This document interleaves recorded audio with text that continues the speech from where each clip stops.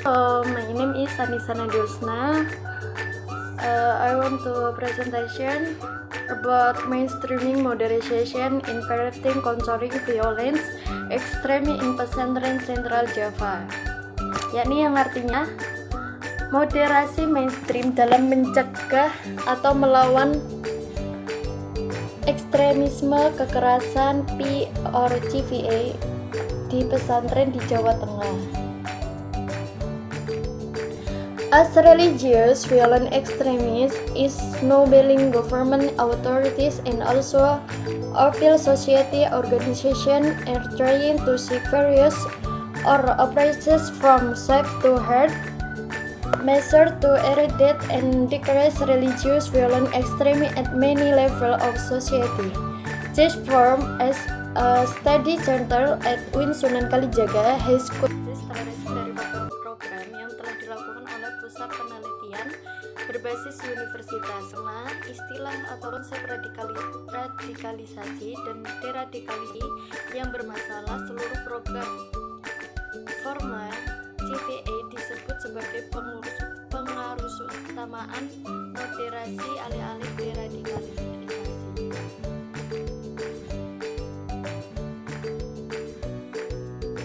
Youth extremism Indonesia seems to be decreasing in terms of scale. It is indeed increasing in terms of scope, as we widely know violent religious extremism in the country. Its roots in the ideology of Darul Islam, which later on become more international and radical under the name Jamaah Islamiyah. By default, in fact, pesantren is a neutral, educational entity. Indonesian history proves that they have had a very significant role in educating both religious and secular students. Jadi meskipun ada ekstremisme agama yang bersifat kekerasan di Indonesia tampaknya menurun dalam hal skala, namun sebenarnya meningkat dalam hal cakupan.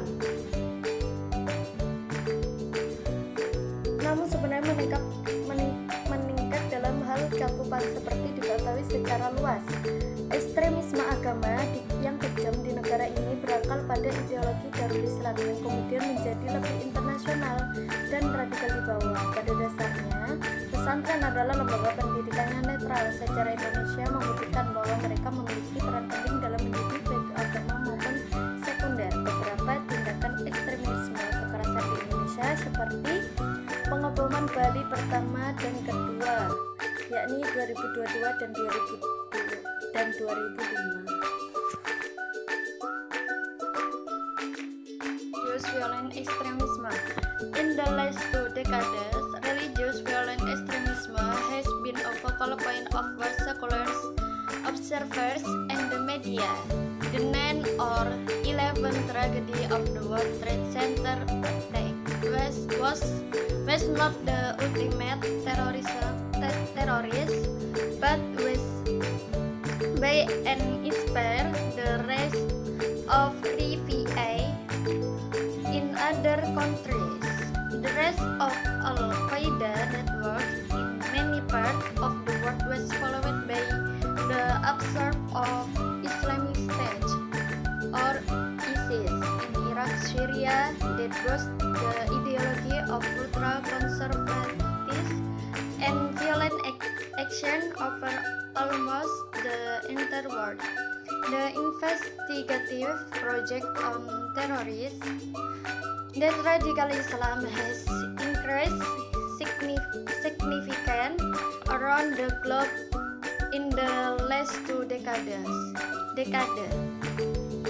The EPTA report from March 2016 clearly record the escalation of both attack and casualties as follow.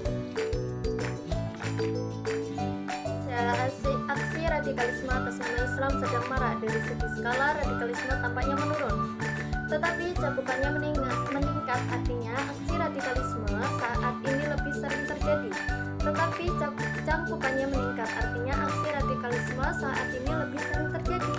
tetapi dengan korban yang lebih sedikit dibandingkan dengan yang terjadi pada awal tahun 2000-an. Menentang pendapat mereka sebagai musuh kebenaran, sikap ini melihat segala sesuatu dalam oposisi binar dan menganggap benturan antara sudut pandang mereka dengan sudut pandang orang lain sebagai sesuatu yang wajar. Bahkan tidak terkecuali ketika kontroversi tersebut melampaui tataran wacana, melainkan menjadi konflik terbuka. Konflik semacam itu akan dianggap sebagai jihad yang mungkar atau memerangi keburukan dan kejahatan. Karena alasan ini, kelompok radikal seringkali menempuh cara-cara kekerasan dalam mencari solusi sosial.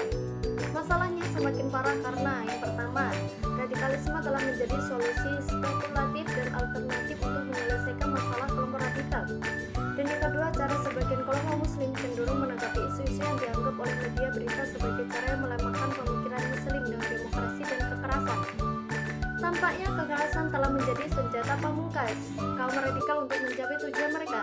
Berdasarkan masalah-masalah ini, CEIS Front mencoba mengalihkan kecenderungan radikal tersebut dengan mempraktikkan diplomasi, negosiasi, dan melawan pendapat dengan cara yang lebih sopan dan menghindari tindakan kekerasan melalui pelatihan advokasi sosial bagi para aktivis